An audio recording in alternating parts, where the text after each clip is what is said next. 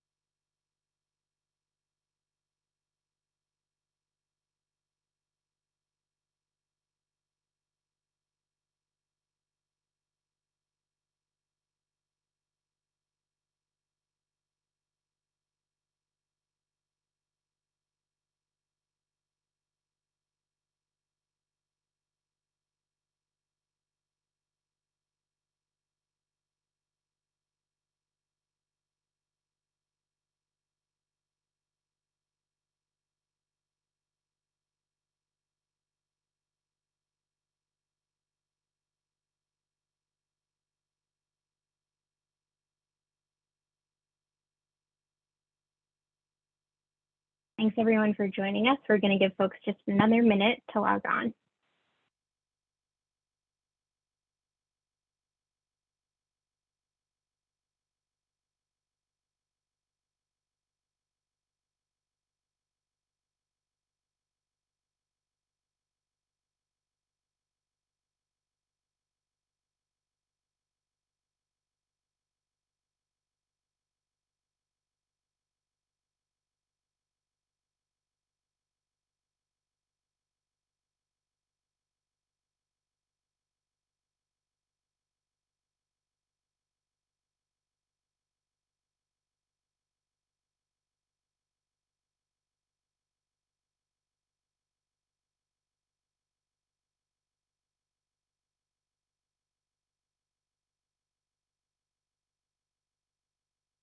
All right.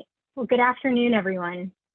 Thank you for joining today's webinar, Exploring New Clean Energy Financing Rules, the U.S. Department of Energy's Loan Programs Office. I'm Sydney Bopp, a partner here at Boundary Stone and former Chief of Staff to the Loan Programs Office.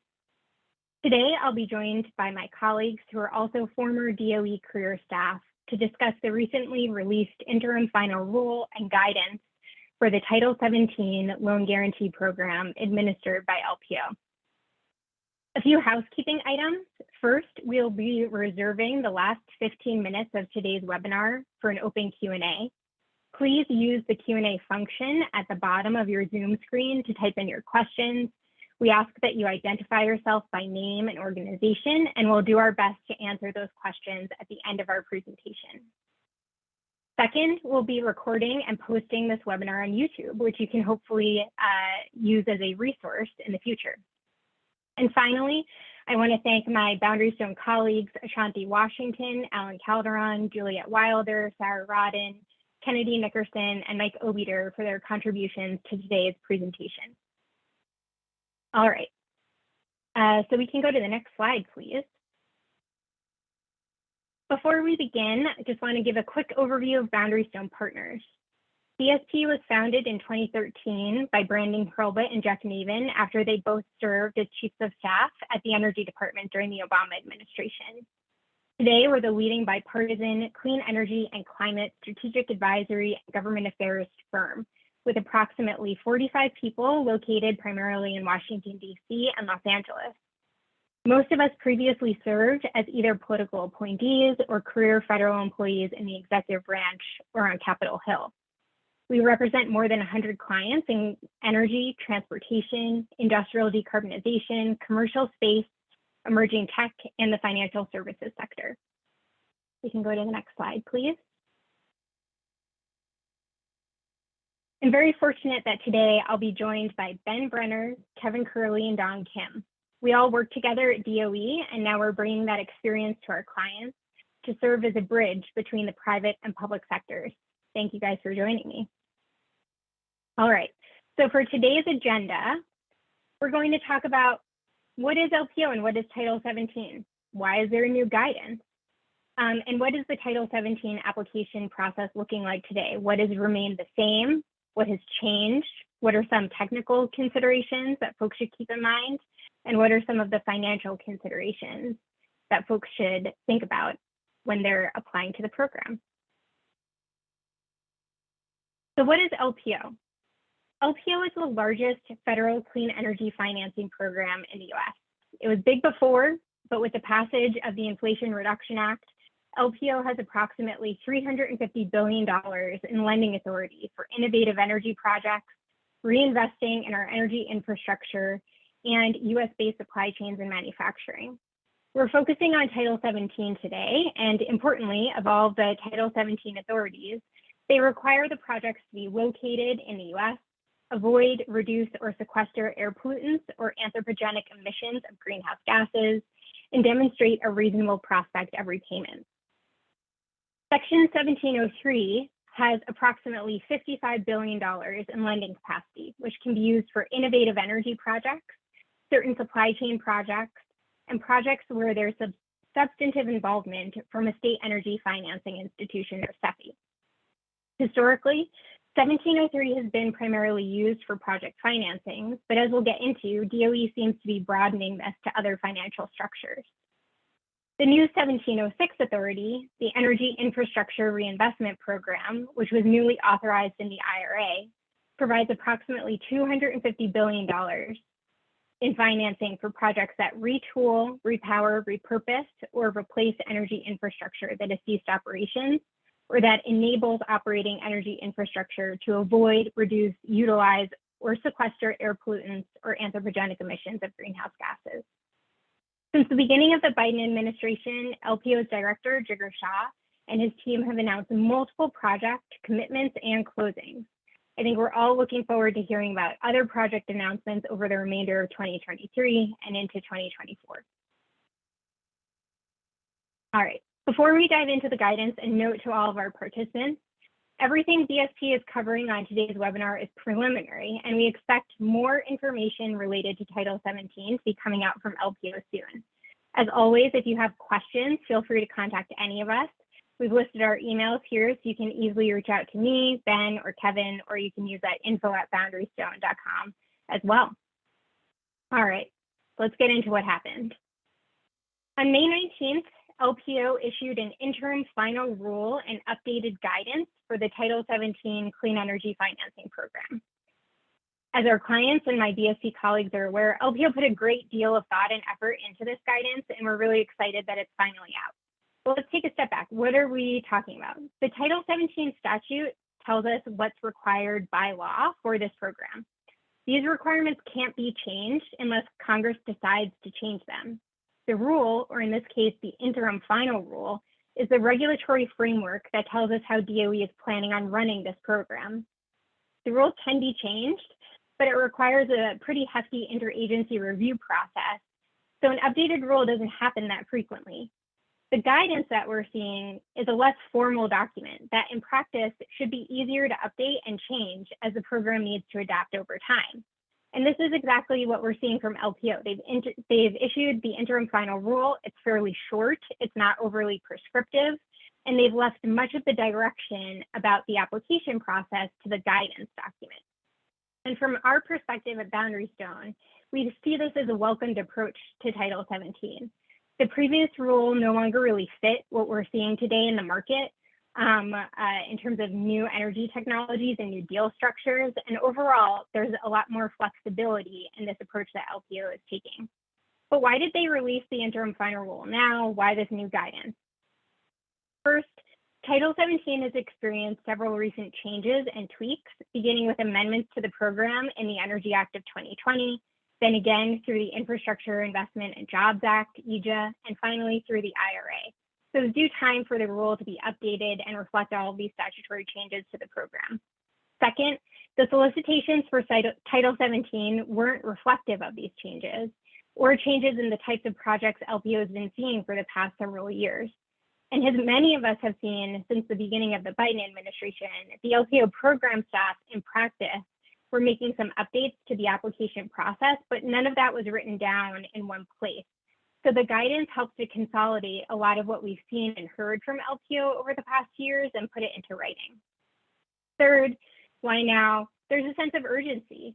We're more than halfway through President Biden's first term. We're heading into a presidential election year, and certain authorities, 1706 specifically, have very real and very aggressive timelines. And I think we can all agree that Congress granting DOE this historic increase in lending capacity, it's an extraordinary thing, but putting the money to work is no small feat.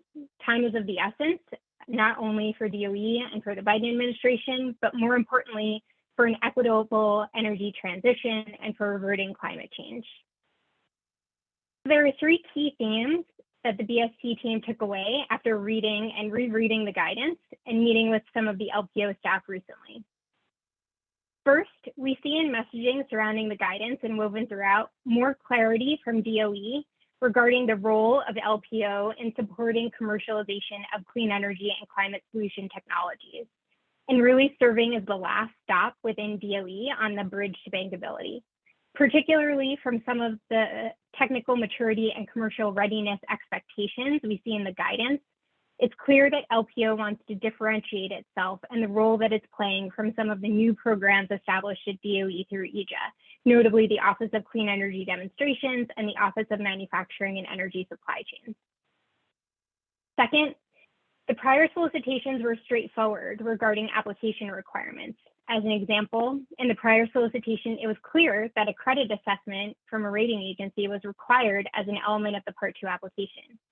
We see throughout the new guidance more language suggesting it'll be left up to LPO's discretion, certain application requirements. There are pros and cons to this approach. On the pro side, this approach allows the program to be more flexible in responding to different types of projects and different structures interested in pursuing the program. We see this as a positive. But at the same time, when things are left up to DOE's discretion, handling everything on a case-by-case basis has the potential to slow processes down. We hope this won't be the case, but it's something for us to keep our eye on as we're working with our clients. And finally, we see that some of the changes, for example, such as allocating appropriated funds for credit subsidy at the time of conditional commitment rather than the prior practice of allocating those funds at financial close, this should provide more certainty to potential borrowers about funds being available for their projects that have received conditional approval. So with that, I'm going to turn things over to Ben to talk us through more of the changes we've seen in the guidance. Well, great. Thanks, Sydney, for that introduction. And thanks to all of you for tuning in. So Sydney started with that broad look at the program. So now we're going to dive into the details of the updated guide. So, and given the time and format, this is not going to be exhaustive. I'll be focused on the key things we've identified as shifts, split into categories, right? What stayed the same and what's new. And through those categories, I think we'll see some of the themes that Sydney just talked through, and then Dong and Kevin will dive in to some more specifics. So let's get into it. The first question of what stayed the same, the good news is that's a pretty straightforward one, and the answer is most of it.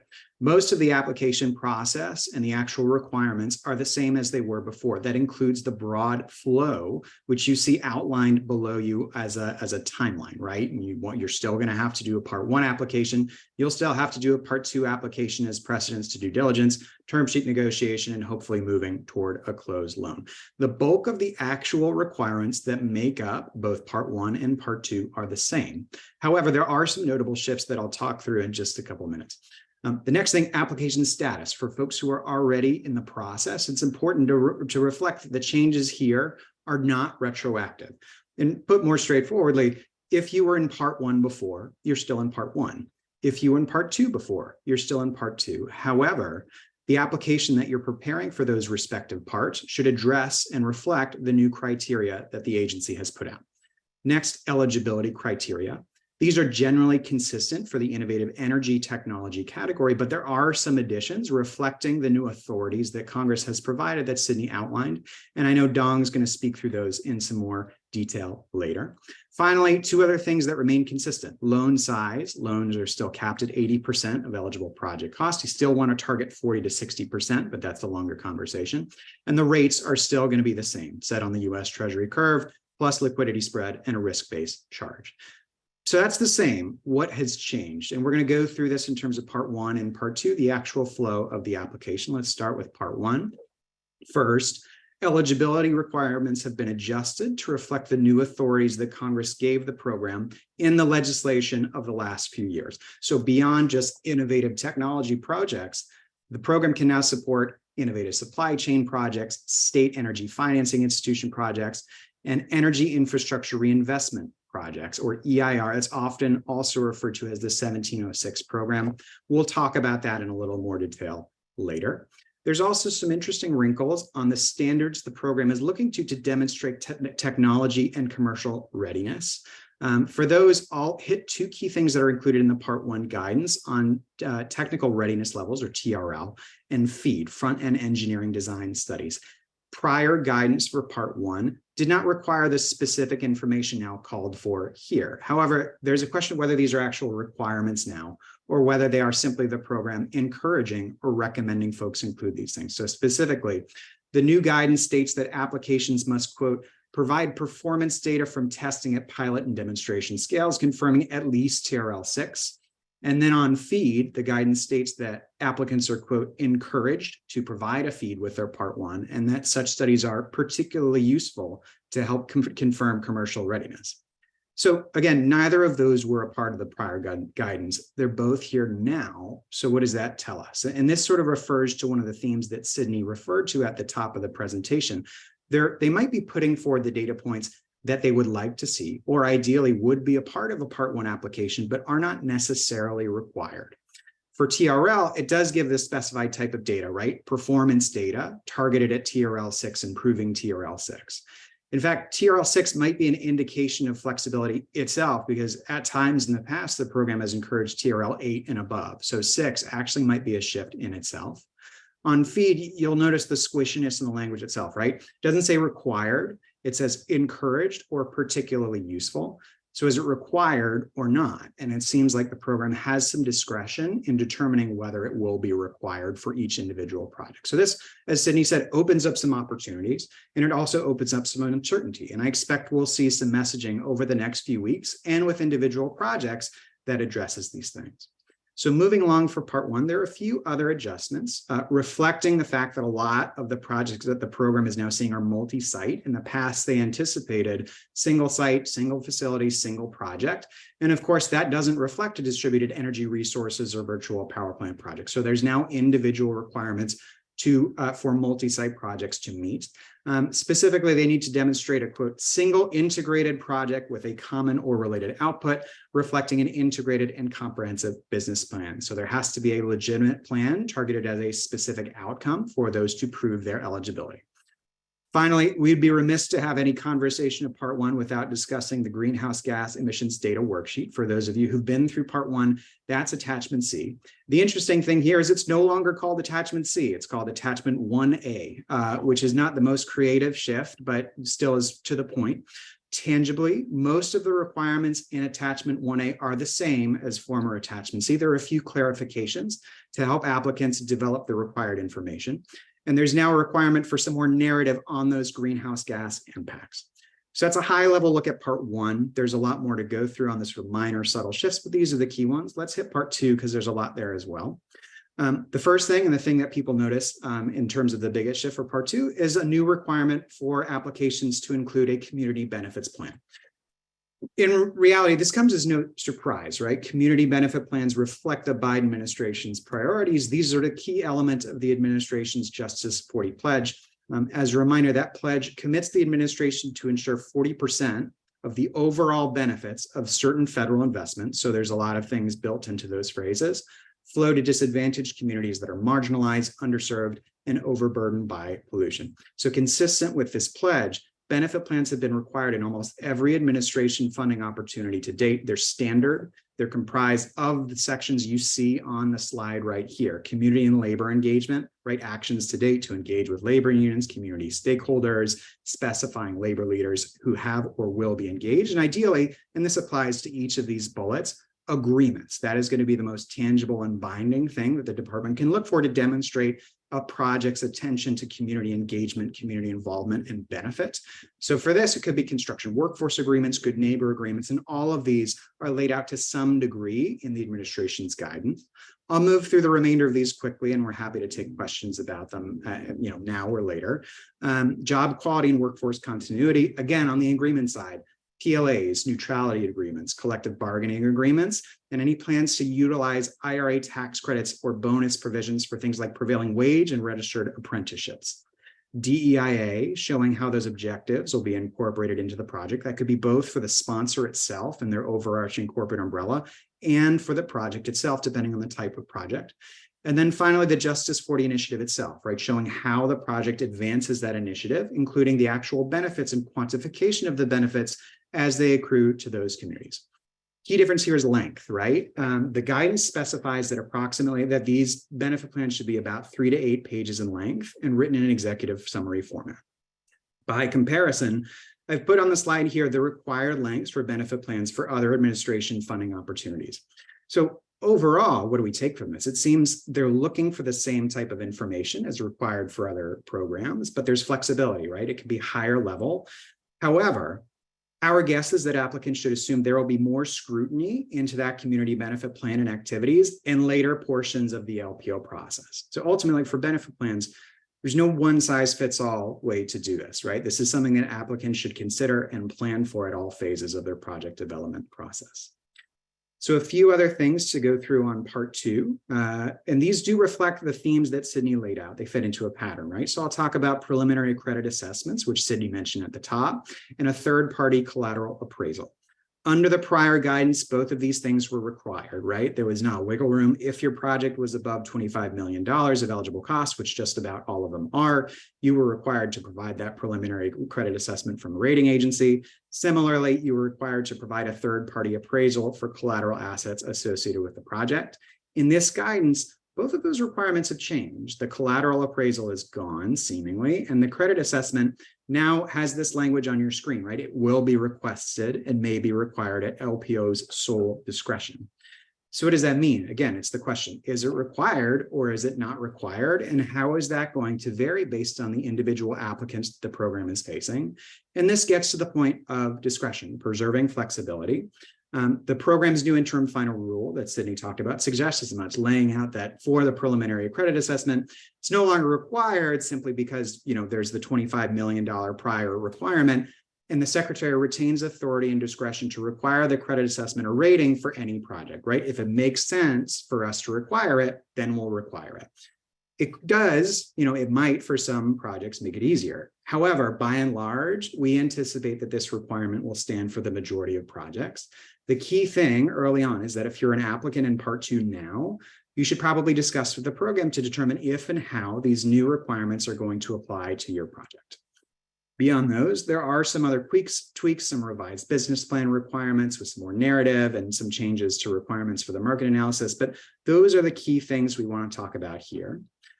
I want, before wrapping up, to have a brief mention of the 1706 program, which I think Dong is going to speak to in more detail. I want to talk about it in the context of the application process. You can see at the top of this slide the eligibility criteria, right, which frankly are too long to read on a webinar, but you can see them here, and they're also very available for folks to review. In terms of process, the actual application process will largely mirror the regular Title 17 process with some wrinkles. Notably, for these, projects don't need to employ innovative technology, but you're encouraged to demonstrate how you would avoid, reduce, utilize, or sequester emissions. And refinancing costs are eligible under this statute, although frankly, in practice, it might only be included at DOE's discretion. So there's a lot more detail to give on 1706 and EIR, and I expect there will be some interest there. To wrap up on the actual application requirements, there are some overarching requirements and things that have changed, but overall, as I mentioned at the top, these requirements and process are mostly the same as before. Some of the changes I mentioned, community benefit plans in particular, will require applicants to prepare new information and consider their projects in a new way. With all that in mind, I expect there are going to be questions about some of the aspects here, particularly on technical and commercial viability. And there's really nobody better positioned to give more detail on that than Dong Kim on the call here. So Dong, I'll pass it along to you.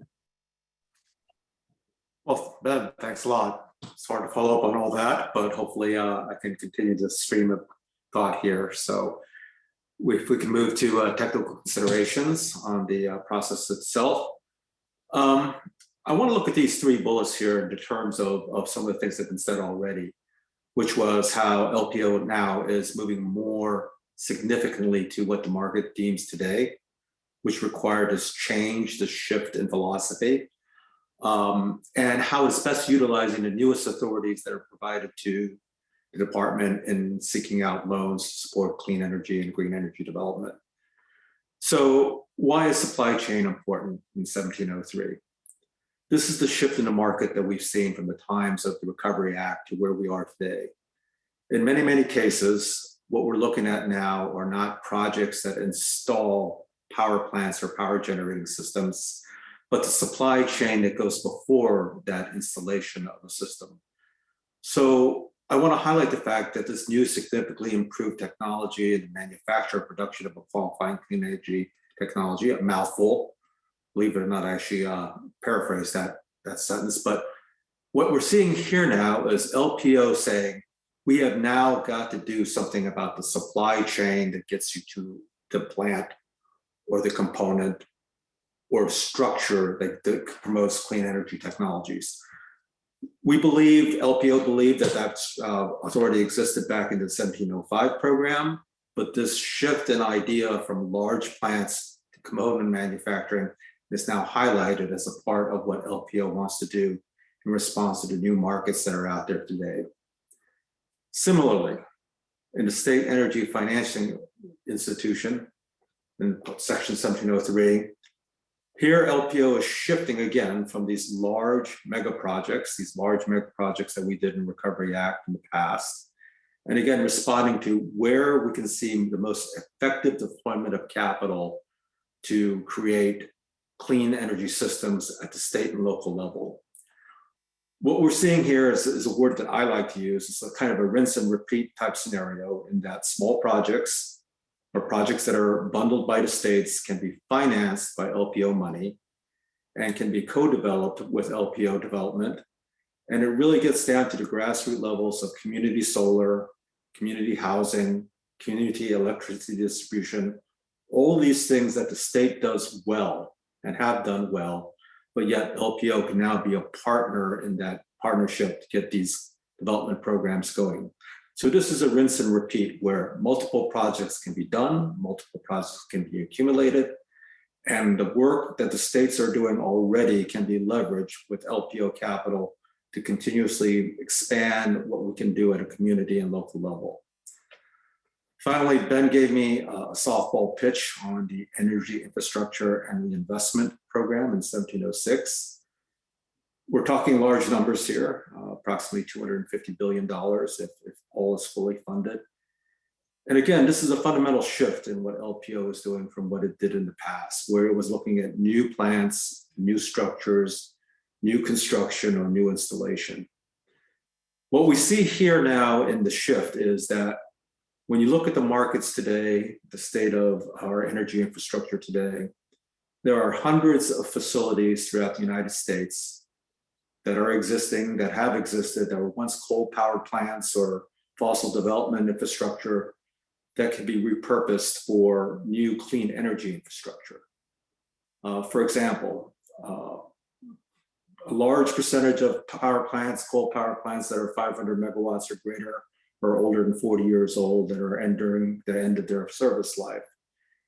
And what the first part of this authority allows us to do is to take that structure, take that infrastructure that's already there and provide green, clean energy on that infrastructure.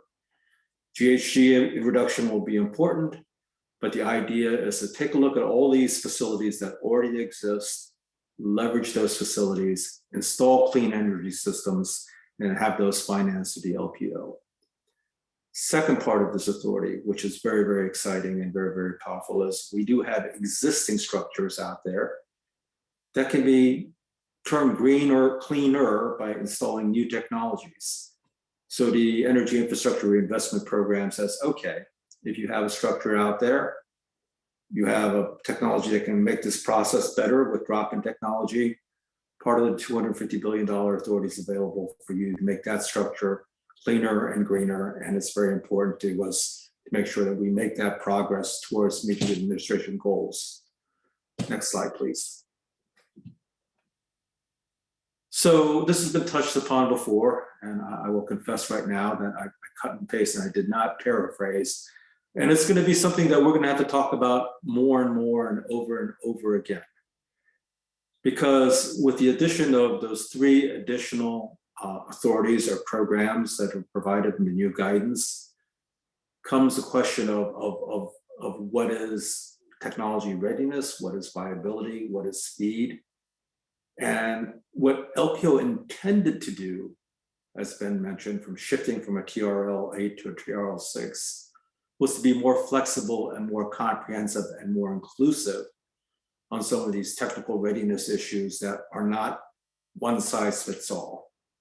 For example, a TRL for a retrofit into an EIR program is not going to be the same as a TRL for what we see in the State Energy Financial Institution program. For example, a TRL that we did in power plants are going to be different from what we did for manufacturing. So I would say that while LPO is trying to be flexible, using TRLs are a very, very qualitative type approach to looking at technology and looking at readiness. And working with LPO, there has to be an interaction between what the project proposes, the maturity of the project, and how that project supports the construction operations to generate revenues, which are the prime purposes of a reasonable prospect for repayment. So with these new technical considerations, I think there's a movement towards flexibility, but one size does not fit all, and we have to look at this on a case-by-case basis. Next slide, please. And finally, we have this thing about greenhouse gases, which I know many applicants have struggled with. Full disclosure, I might be guilty of creating some of the struggles back when I worked with LPO. But the idea of greenhouse gas and pollution reduction is one of the most cardinal, most principled items that is required to get a loan passed through the various approval cycles in LPO. And it does require some further thought. The reason why I bring this out here is that how you do greenhouse gas reductions, whatever method you use, ISO 1400 or ISO 14040, whatever method you use will be different for each of the new program authorities that are out there, whether it be innovative manufacturing, State Energy Financial Institution, the Energy Infrastructure Investment Programs. All that will be different depending upon the technology, the scope, and the location and where you put this technology into effect. There will be a focus, although not set, on what we do to the surrounding communities, the do no harm principle. For example, if you are retrofitting or putting a new power facility for a 1706 project, how do you measure the measure of goodness from installing the new technologies? All these factors will have to be, again, not a one size fit all, but a one-on-one type discussion with LPO as they see the project's technology and how it affects the environment and the community around it. So again, I know everybody's hopeful on some new and bright line as to TRLs, readiness, speed, and GHG. But with the expansion of the authorities given under IIJA and IRA, there's going to be a lot of nuances, a lot of technical discussions, a lot of dialogue that has to happen between the applicant, the client, and DOE itself. With that said, let me pass it on to Kevin to talk about the most interesting things on the financial considerations that we have today. Thank you, Dong. Hi, everyone. As mentioned, my name is Kevin Curley, and I am a senior advisor at Boundary Stone Partners, and I'll be discussing some financial considerations for applicants under Title 17 and any related changes under the newly issued guidance. Next slide, please. So for the most part, keeping up with some comments that have been made by my colleagues, the financial considerations for the program remain relatively unchanged, with any revisions reflecting pretty much what the LPO has already been doing over the last 18 months or so. These changes are meant to simplify the process, increase financial inclusion, and were designed to allow the LPO to be more flexible and meet the financing needs of its applicants. That being said, the overarching financial policy remains the same, and that is that a project must demonstrate a reasonable prospect of repayment, meaning Title 17 is not a grant program, and the LPO needs to be confident that it will be repaid. Therefore, the LPO is going to diligence a project just like a commercial bank would. Now, what does that mean? This means it is going to assess a lot of elements, including one, the strength of the contractual terms of the project agreements. So this includes, all contracts related to the project, such as supply and offtake agreements, construction contracts, security documents, and O&M agreements.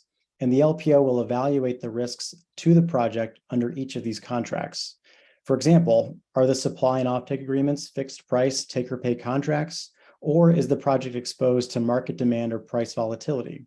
Is the project being constructed under a single full wrap EPC agreement or under multiple construction contracts, which is more common today? And if so, how is the applicant managing interconnection risk, potential delays under each construction contract, and are the liquidated damages sufficient? 2, contracted cash flow versus merchant risk. Is the debt fully supported by take-or-pay contracts with a tenor at least equal to the LPO loan? If not, then the LPO will evaluate the market risk.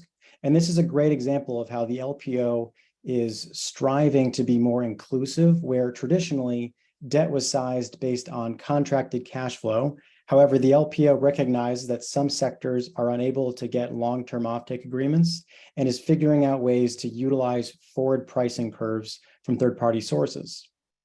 3, strength of sponsors and counterparties. This is extremely important, especially when dealing with large-scale complex projects. The LPO will look for experienced sponsors that know the market well and counterparties that can meet the obligations under the agreements. And finally, cash sweeps and other enhancements. This is really anything that improves the chances that financings will be repaid. These can be cash sweeps, parent guarantees, debt service reserve accounts, and subordinated debt in certain circumstances. Next slide, please.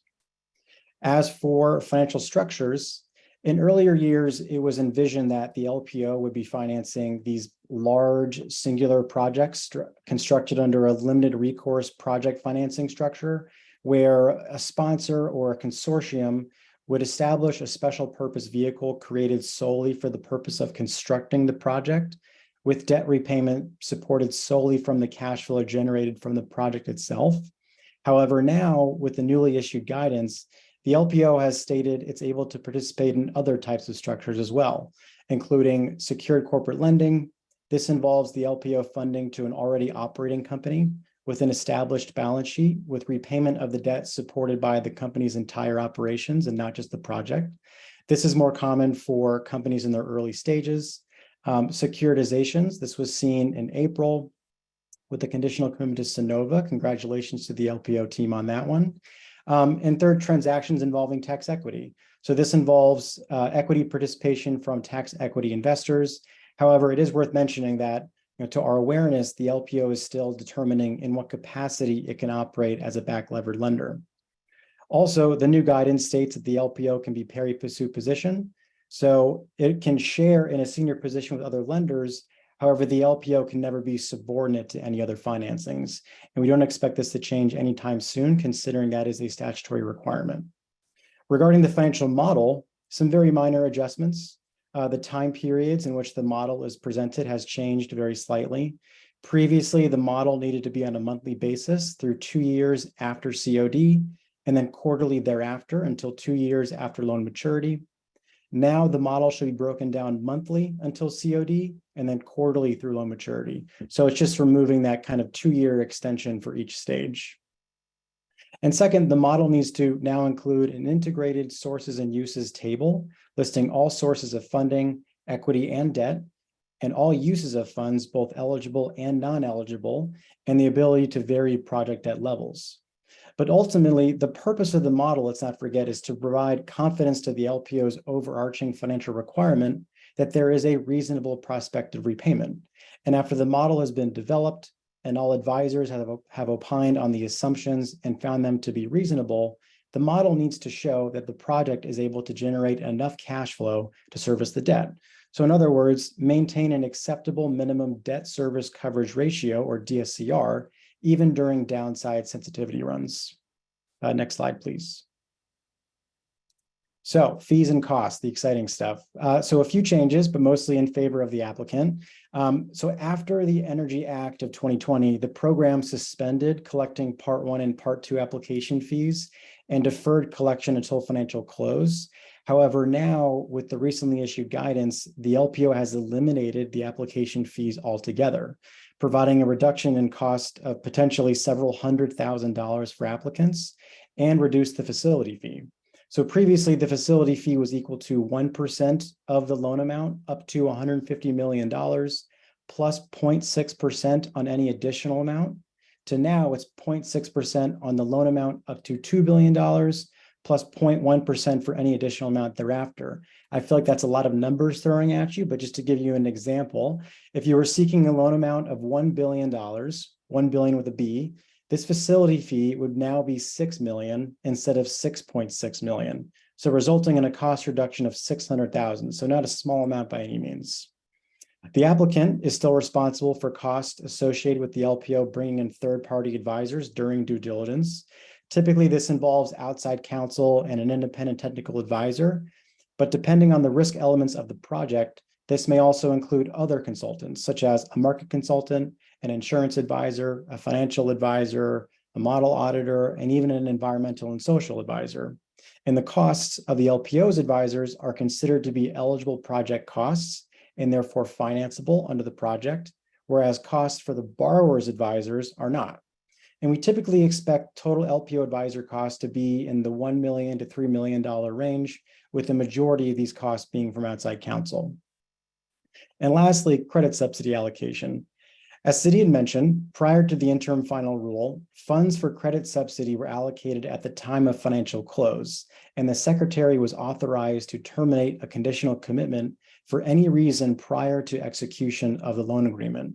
However, now the DOE obligates credit subsidy cost at the time of conditional commitment, so earlier on in the process.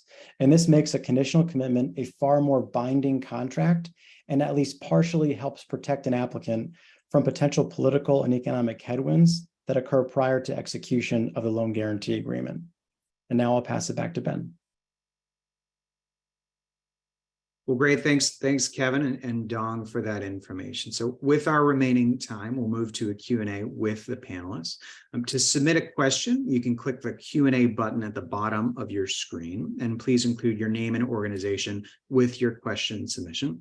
I'll say off the top, almost all questions here are good ones. This guidance came out very recently. There are a lot of areas that we do anticipate the program will have to clarify. So your contribution of questions, one, is very helpful now. And two, even if there isn't an apparent answer at this juncture, it could facilitate more information from the program down the road. So we certainly welcome that. Off the bat, I see we do have several questions focused on where individual projects are at this time, right? We have some folks in part 1, some folks in part 2, others are further on in the process in diligence and other portions. And there's questions of how respective new requirements impact their projects that are in the process now. To that, I'll go through some of those in sequence and talk through a few of those different impacts, right? For part 1 and part 2, it's a lot more straightforward. As I mentioned, if you were in part 1 before, you're still in part 1 now. And that means ultimately prior to the new guidance, if you didn't have a feed study or something like that, you can consider what the trajectory would be necessary for you to prepare that feed study, knowing now that it's encouraged, though not required, with all the caveats we talked through. You should adjust your application to reflect the new solicitation, though I anticipate there will be some gray area, right? What about projects that have submitted their part 1 and it's under consideration, but have not yet received their invite to part 2? We don't necessarily know the answer to that yet and how the program will consider it, and that's something I expect they'll have to clarify. For part two, similar thing applies, right? If you're preparing your part two, you should anticipate that you should commence work on that 3 to 8 page community benefits plan summary, assuming it's something that one, you should, that one, they will expect to be in your part two, and two, will look for you to execute in further phases of the project, both through diligence and during and after close. A very good question is also for applicants who are further into the due diligence process, right? How do these reflect them? How do the community benefits planning requirements might impact them? This is a very good question, and one that I expect the program will have to answer. For community benefits planning specifically, it's reasonable to anticipate that there will be some aspects of community benefits requirements, both in the application itself, but also after close, right? As they monitor progress of the project itself, they'll look to see how it meets the specifications of community benefits that it projected in the application process. If a project has already proceeded past that, it's worth opening a discussion with the agency and your relevant points of contact very soon to understand what they'll be looking for in that regard. I want to open it up to my colleagues in case they have other comments on that question. Great. So we have another question here on whether the loan guarantee covers debt service over time or repayment of the principal balance on default, or both. Kevin, do you want to take a stab to start on that one? So the loan guarantee can be used to provide support for a debt service reserve account, but it cannot be used to pay for future debt payments. That's what the question is asking. I believe so.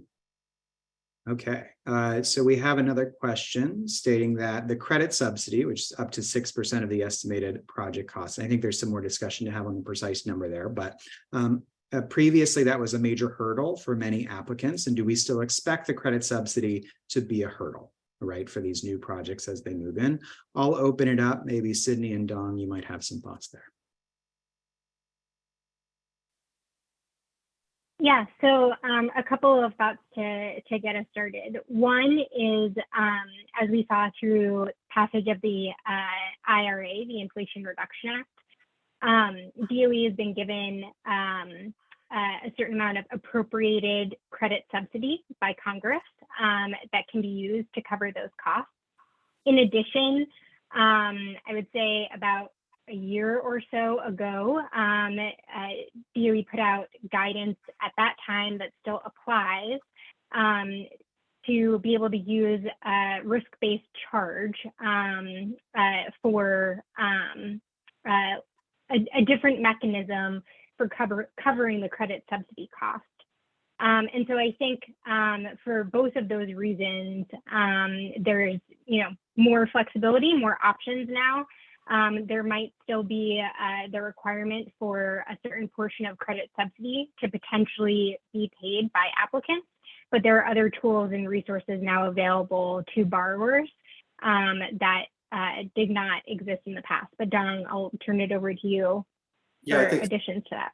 Yes, Sydney, I think you hit some of the highlights of what's happening. Appropriated credit subsidy is being provided for certain programs. And certainly there is the option of the risk-based charge. And the question really should be, what does credit subsidy means? It is actually the potential cost of the loan to the government, which cannot be borne solely by the government. So there are many mitigating factors besides actually paying credit subsidy that could help, which is the support that a project gets from its sponsors, and how that support provides the supporting argument for a reasonable prospect of repayments. So there are a lot of tools that LPO is trying to utilize: the risk-based charge, the appropriate credit subsidy, but more importantly, there are ways to structure the financing of a project with sponsor support that could help mitigate credit subsidy as well. Back to you, Sydney. Great. So we have another question. Kevin, I think this might be a good one for you. Can LPO guarantee a third-party lender, or are all loans provided only by the federal financing bank? The answer to that is yes. So they can provide a guarantee on another third party's loan up to 90%, I believe, on that debt. Or as opposed, they can provide 100% guarantee on a loan from the federal financing bank.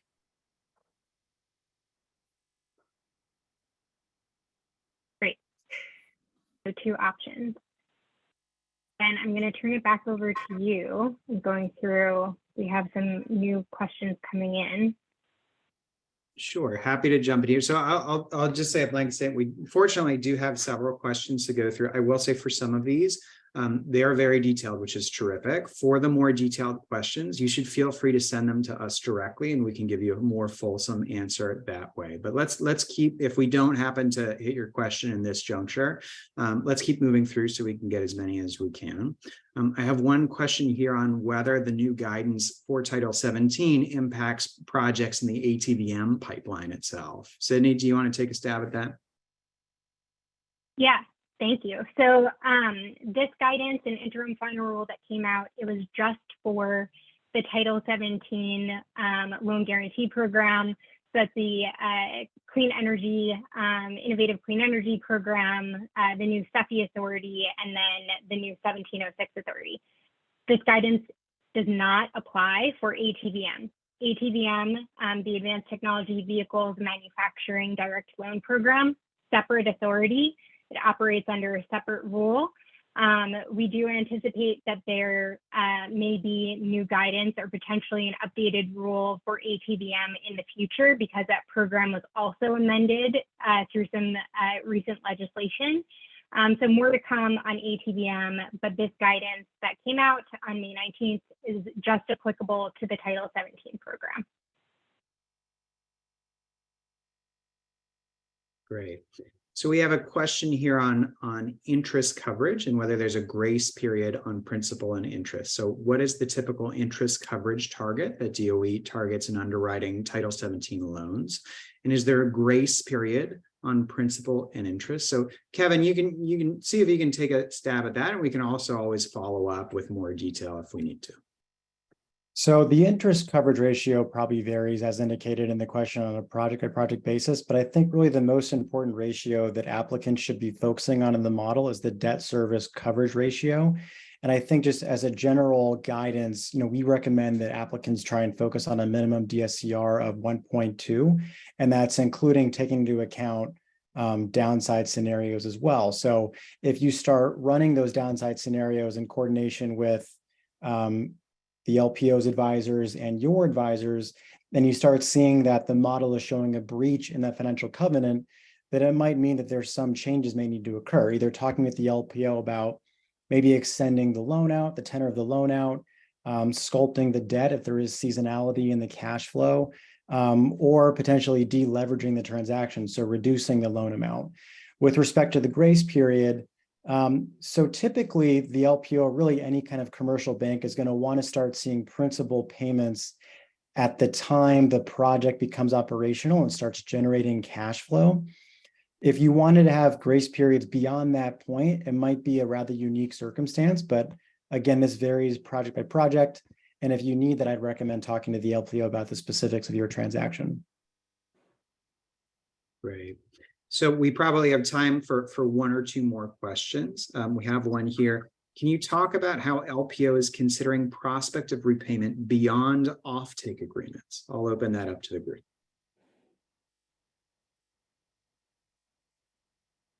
I can touch on that a bit. I mean, I think I mentioned this during my slide as well. It's showing a willingness for the LPO to be adaptive to the evolving investment landscape we're seeing today, and trying to support companies that are in various sectors, various energy sectors across the US, where you can't really get these long-term offtake agreements. So I know that Jigar Shah has been vocal about their willingness to consider using pricing curves from third-party sources to gain comfort in taking that market risk. But again, this varies based on project by project, but it's really great to see that they've kind of moved away from really only being able to size the debt based off of contracted take or pay fixed price contracts to having some merchant risk in these deals. So. Hey, Kevin, if I may, this is Don. Let me add to that. The idea that you can have offtake contracts for non-electric generating projects is something that's not market. And there's a recognition when you look at the category for around manufacturing projects that the offtake contracts are not a long-term item. So referring back to what was made, comments made earlier about debt, what LPO wants to understand or know is how confident can we be in the cash flow models that support debt repayment. So it's not certainty, but it's a degree of confidence that the project can show in terms of cash flow models, of which market curves are a part of, but those and other factors are important in substituting or replacing offtake contracts, which are not market today. So each project has details that are different, but if you can meet that criteria that's always out there with LPO, the reasonable prospect of repayment and the confidence we have on the analysis that gets you there, that mitigates this issue of having long-term contracts, certainty of offtake contracts as well. Back to you, Ben. Sure, and thanks for that. So we'll take one more question, and then I understand there are some more pending. And to those, I'd say reach out to us and feel free to reach out to the program. We are going to be collecting questions to submit for the program. Can consider those can be anonymized. So this is the beginning of a longer process where I expect we will receive some answers to these questions. And if we can provide more detailed answers, we're happy to do that. But I think it's only appropriate to wrap up on a community benefits planning question, which is to say, should we only start our community benefits plan preparation in part 2, or is that intended to commence earlier?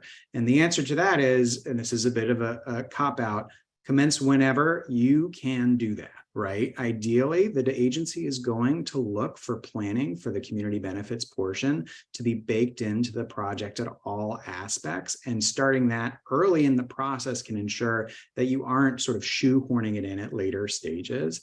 There's a wide range of ways to incorporate it into your project and planning. At Boundary Stone, we do support some of these activities for folks as they consider how to do that. And I would certainly welcome having a longer conversation. But the most straightforward answer is as soon as you can, and bake it into your project planning so it's very clear to the agency throughout the process. I'll open it to the rest of the team in case they have any other comments there.